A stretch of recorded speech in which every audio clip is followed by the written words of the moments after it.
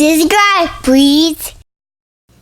Hey guys, welcome back. It is me, Gimpy, and I'm here with the second part of my review through covering Stalingrad Inferno on the Volga. Very good game. Gotta say I have thoroughly enjoyed it thus far. Gotta say I am actually bringing this to you guys real close to the eye of the storm. I am in the path of Hurricane Florence that is coming, and it is going to nail my ass here in just a couple of days. So had a little bit of time left after I got done prepping for that bitch heading down our way, so I'm taking and getting this film so I can actually clear it off the table in hopes that if I pack everything away, I might not have too much flooding and have my stuff get messed up. But to be determined, nothing I can do about it right now, but pray and sandbag up. So I want to take and go over just a few more key concepts with you guys about the game, show you guys where I'm at, and then we'll play through another couple of rounds real quick just to let you see a few more bits of the game, and we'll cover some final thoughts, and that'll be it for the review through. I'm going to take and freehand the camera real quick and kind of show you where we're at now compared to where I left off from part one, because I did play it ahead just a little bit so I could show you guys some farther parts of the game. Okay, over here on the left side, I actually gunned up, and this is what I have come across as a good strategy for me. I'm not sure if it's the best strategy for the game. That's going to be determined by people who are much smarter than I am. But from what I'm thinking, going after the farthest left and the farthest right spawn hexes for the Russians seems to do pretty well. Because right over here, this is the Z blue spawn hex where the blue units spawn in. And it's really close to one of these Russian spawn hexes. So I got lucky on one of my reinforcement rolls, and I got 3 powerful blue units, the ones that are up here actually in that spawn hex now.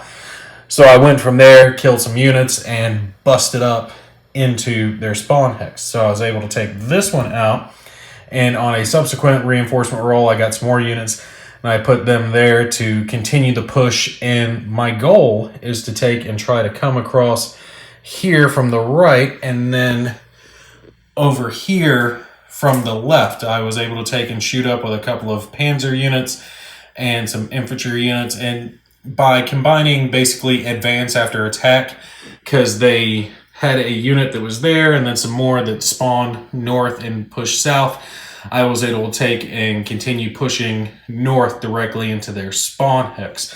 So as the game currently stands, I've got their farthest left and farthest right spawn hexes, but they're still very strong all throughout the center, and none of my lower units have really made any traction. These guys are still where they were. Those guys pushed ahead just a little bit to clear out the spawn hexes, which again, one thing to keep in mind, this W spawn hex there, you're not going to actually be spawning units in there after the beginning of the game. You're just going to be using X, Y over here, and then the blue Z. You can take and put blue units here and white units, and then you can put yellow and white units here and over here into X. And then the rest of the Russian units, I think they're all top stacked at 2 right now from where I left the game off.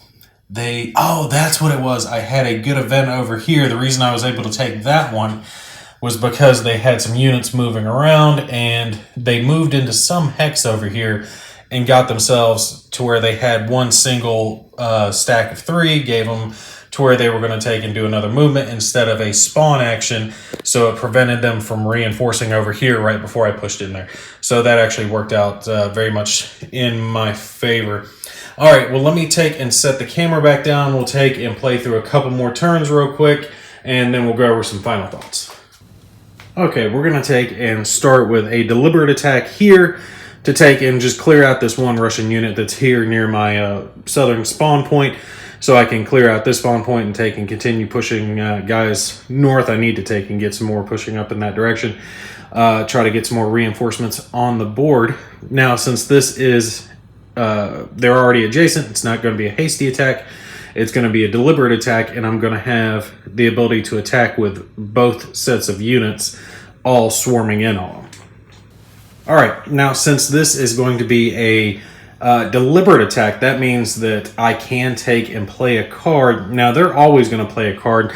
And the thing is, since I'm attacking with 4 units against 1, I don't think I'm going to take and use any of my cards because I don't have too many. Right now, I think I'm going to take and hold on to the ones that I have and just deal with whatever they take and, try to do against me.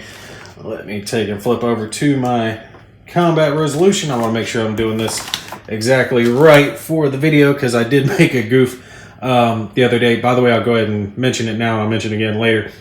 Make sure you keep in mind when you're rolling for your Soviet reinforcements that if you get doubles, they get a card draw for that. I did forget that in the previous video. So, okay, so we're going to take and total our effects. They're going to get a random card here. Let's take and throw their card down. Let me back this out just a little bit so you guys can see a little easier. They're going to get a card. Let's flip them over, see where they're at.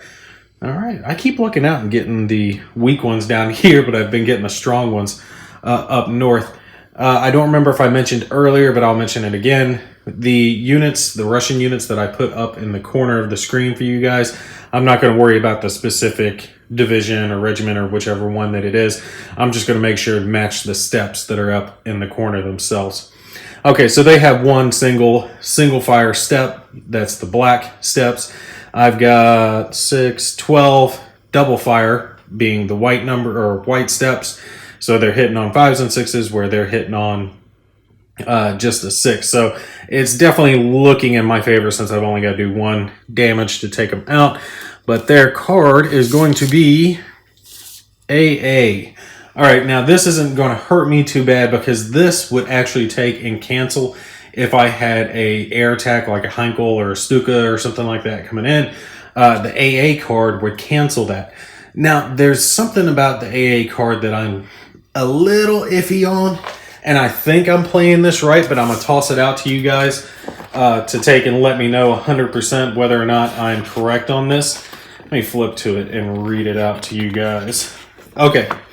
The AA says to cancel the effect of a German airstrike, which we were just talking about, and immediately place a rubble marker in the hex indicated on the card. So this one, it would be hex 25. Now, the way I understand that is the rubble marker gets placed regardless of whether or not they cancel a airstrike for me. All right, so do you guys get what I'm saying? I'm going to place that rubble marker no matter what. Maybe they're shooting down some other planes and they're crashing down into the city or something like that. But I'm not 100% sure on that. It could be that they have to cancel a German card to take and cause the rubble marker to appear. But right now it says and place the rubble marker. So since it's saying and, I'm going to go ahead and place the rubble marker. You guys do me a favor, comment below if I'm wrong on that and let me know. So let's take and find hex 25. We will place a rubble marker. Pan up real quick, let you guys see that. Right up here. Placed one of our little white disc rubble marker. So we are good to go. Now, unfortunately, this is a deliberate attack force, but we don't have any Panzer or Panzer Grenadier units. So even though it's a clear hex, we are not getting the first strike ability, basically. So they are going to be able to hit us back. Oops. Sorry about that. Did not mean to bump the camera. Since they're only getting 1 attack, I'm just going to take and roll for them real quick. Get theirs done with. 1, no hit. So nothing to worry about there. And now I'll roll 6 dice for myself twice to see if I get them. I think we can guarantee this one. Yeah, let's see, what is that? 3 hits in the first volley. We're not going to even bother to roll for the second group. We got them. We got those Ruskies. So we will pop these guys over, and I'll tell you what, I can do Blitzkrieg. Wait, no, it's dark background. I can't do Blitzkrieg. Since I don't have to advance all of them, I will just advance the 2 from the spawn point to get that cleared out. And the next one we'll take and do a spawn action so you guys can see how that's going to run.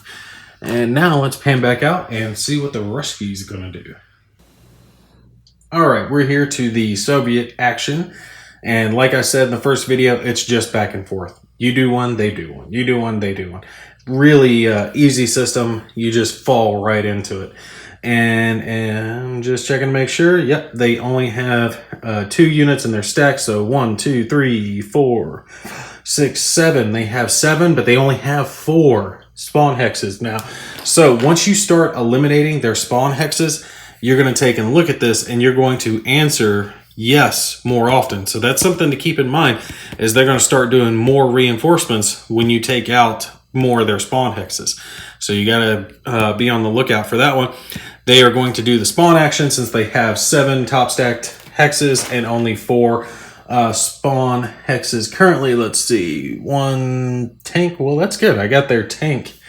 I got 2 of their tank hexes. So let's take and draw them a single tank out. We got a few left in here.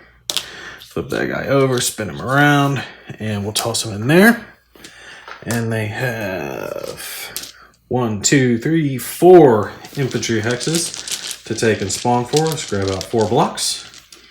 Tell you what, I really have grown to like block games. I mean, I love counters and all, but there's just something about having... Okay, I almost said there's something about having the wood in your hands, but I'm just gonna let that one go. And we'll just shut up now, Gimpy. You guys can chalk it up to me being worried about the storm coming and making me act a little goofy. All right, so we've spun these, and now their top stacked hex is 4. So that hex is completely topped out. 4 units in it. They got 3, 3, and 3 over here. So they're going to be less than on the next one, and they will conduct a move action with just this one. So not too much to worry about. Let's take and pan back down, and we'll see what some of my units are going to do. All right, I'm going to take and do myself a German reinforcement action. Just because I want to get one of those on camera to show you guys how exactly they're going to work. You're going to take and draw yourself a card. I got the Pioneer card, so I will take and add that to my stack. Set this over a little bit. Now, like I said in the previous video, what you're going to do is you're going to roll 6 total dice, and you're going to line them up, whatever they rolled, on that line. So you guys can see I've already done a few reinforcement actions already, and it's just luck of the draw on what you roll. I've hit a lot of 1s, I've hit a lot of 3s and 6s, but I haven't rolled anything on my 2 roll. And again, once you take and fill up one of these rows, then you have to take and remove the unit on the end if it's on the board. All right, so if it's not on the board and it happens to be one of these, then you don't worry about it. But if you do a reinforcement action again later, then you're going to have to take an attempt to remove that unit if it came out. So definitely something to keep in mind. You can't just keep reinforcing without some potential penalty. But again, once the unit's been removed, you don't have to worry about it anymore if you roll that number again. So if I filled up the 1 row, rolled a 1 again, I would remove that top unit. But once I removed it, it wouldn't matter if I rolled 1 any more times. Nothing would happen to me. All right, so let's take our 6 dice here, roll them real quick, and see what we're going to get. All right, not too bad. I was hoping nothing was going to fill up. So let's see. We got ourselves a 6. Set that there. Couple of 5s. Uh-oh. My 5s are really low now. Got ourselves a couple of 4s, which we can take and deal with. And set that one there. And we got ourselves a 3. Okay. So you guys can see now, the 3 and the 5 row only have 1 unit left in them. And the 6 row is only going to have 1 left. And again, no 2s. I just haven't rolled them for some reason. It just happens. So we will take and set these out real quick. See what we got. Set that one over there. A couple of 4s. A couple of 5s. Pull them over. And 1 6.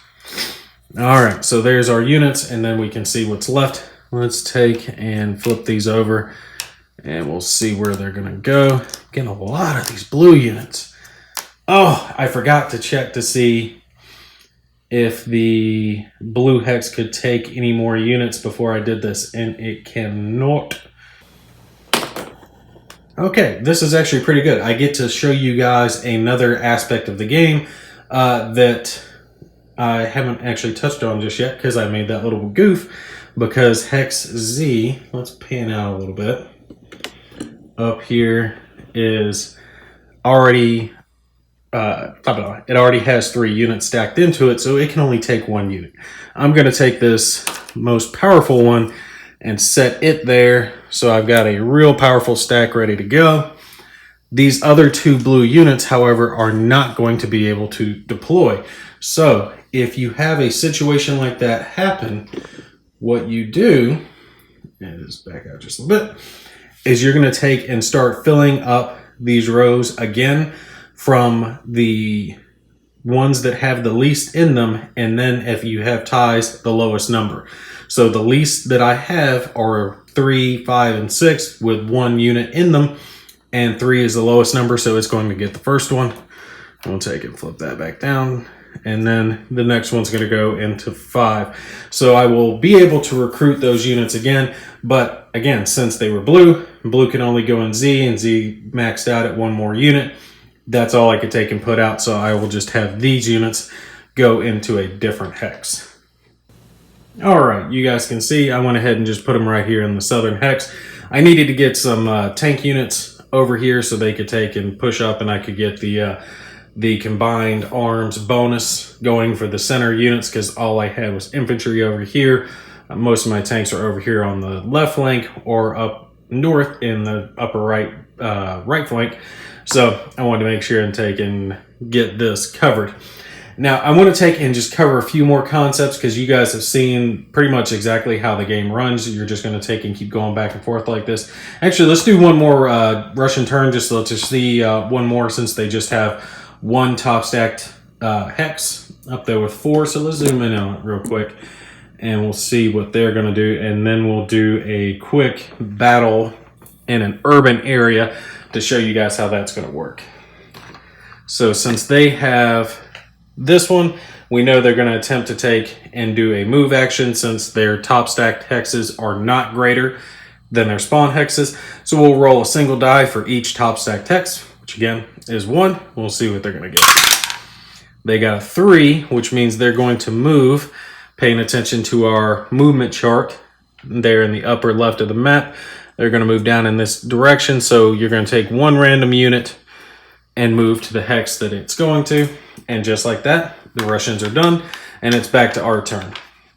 So I want to take and show you guys real quick the rubble roll, because that's something that we haven't covered just yet, and that's going to come into effect for a urban conflict, which is going to be these circle hexes here. So let's just take and grab a random unit here, and we'll grab ourselves a tank and an infantry and have them attack. Okay, let's take and zoom in just a little bit more.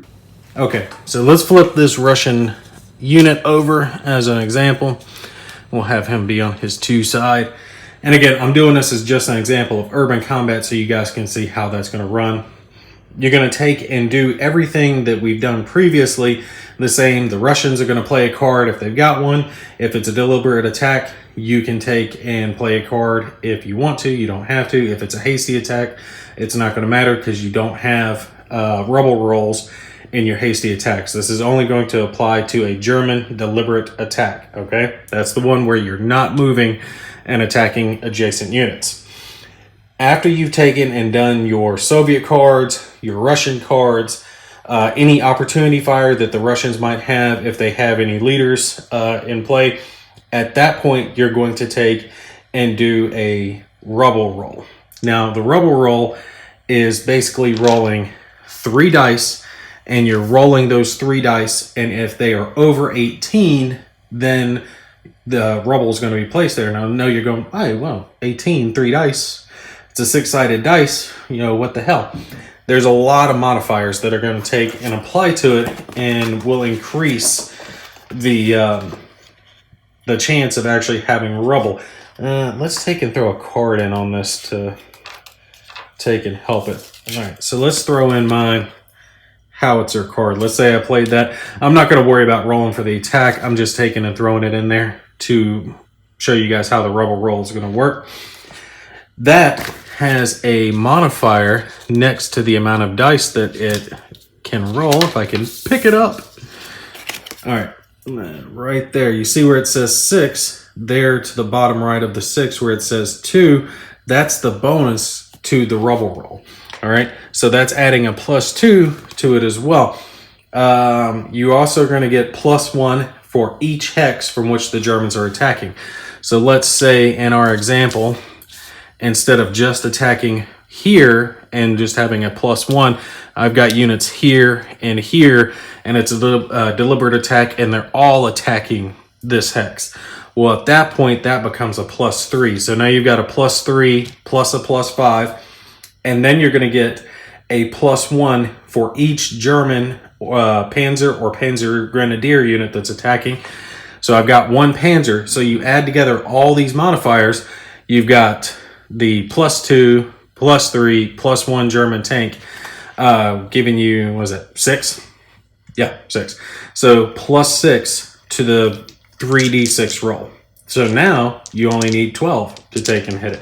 So let's take and roll real quick and see if we get any rubble. Yeah, we got rubble. Because, what was that, 10, 15, 15 plus 6 is, oh, sorry, it's out of the screen frame there. Comes up to 21. So we beat the 18. At that point, you're going to take and add the rubble to it. And that gets done, if you're paying attention to your combat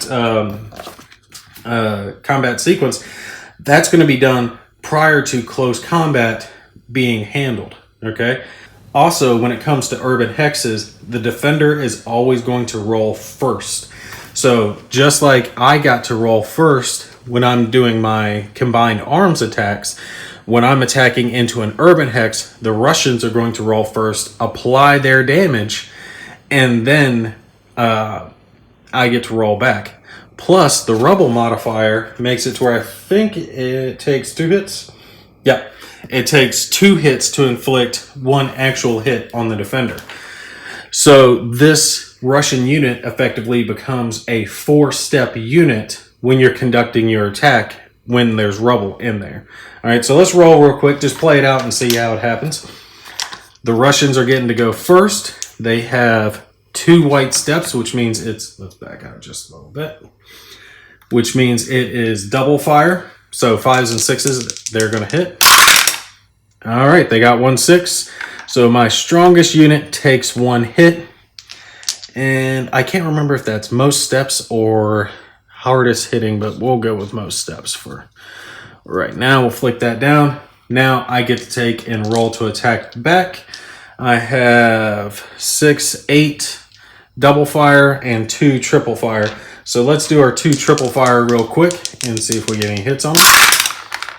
We got 1 hit. So I'm going to set that to the side. And then I'll roll my 8 double fire and see what we get. All right, that's 1, 2. Oh no, only 2. So they only take 3 hits, what effectively means they are only reduced down to 1 step at that point because they only took 3 total hits, and it takes 4 to kill them because of the rubble. So you guys see how rubble works in that situation. My total attacks, I did poorly. Only got 3 hits across, and since they were a 2-step unit, 2 hits were required to take and reduce them down to a single step, and then I would need 2 hits remaining to take them out. So they become quite harder to destroy when you're fighting them in urban terrain. I definitely suggest bunching up, trying to take and kill them in groups if you can. If you can save some of your cards when you're doing your recruiting and you're getting your extra cards, I would definitely use them at points like this when you're going to need them in these harder hitting areas when the Russians can take and bust you up before you get a chance to take and attack them. All in all, I got to say I love the game. I did not expect to like this game as much as I do. I'll be quite frank with you. I bought it on a whim. When I backed it on Kickstarter, it just looked neat. I had a little extra cash, and then I saw that it had a solo mode. Again, I thought the solo mode was an add-on. And I was like, okay, you know, it'd be cool to have it for the channel. You know, I can kind of show off a block game that has a solo mode. This game is built for solitaire play. Now, again, I haven't played it co-op or competitive, so I don't know how well it's going to play in those circumstances. You'll have to go somewhere else for that. But it plays excellent solitaire. You can easily play a game of it in an evening. It doesn't take long, especially with it going back and forth. You pick up on the rules of the game very quickly. Minor things like rolling doubles for the Russian units when they're spawning, you'll probably forget that a few times. Certain things like rough hexes, urban hexes, the specific rules for them, rubble, things of that nature. What the leaders do, Russian and German, stuff like that takes just a few rounds to get it in your head, but once you've got it, it just kind of flows right into it. Again, I would suggest printing off the third-party player aids that you can get on Board Game Geek. They are a lifesaver. They make it a whole lot easier when you've got the combat sequence and then the cards and what they do listed right on the sheet of paper. You don't have to keep flipping through the rulebook, and then it has the Soviet AI there as well. Excellent game. I don't know if they went to retail with this, but if they did and you didn't get it, absolutely recommend it. Absolutely worth checking out. Fun game. The biggest pain in the ass to the game is the fact that it didn't have a player aid, and you have to take and sit there and sticker everything when you first get it. Once that's done, it's not a big deal, and all you have to do is print off a couple of pieces of paper and you're set with a excellent game. Real fun. Has extra rules involved if you, like I said, want to play co-op, you want to play competitive. So if you are into multiplayer, you have those options. Other than that, highly recommend for solitaire play. Definitely one of my favorites now. All right, that's going to be it for me, guys. I hope you enjoyed this video. If you wouldn't mind doing me a favor and tossing up a prayer to whoever you pray to that this storm passing us by, I would really appreciate that. All right, you guys take care. I will catch you in the next one.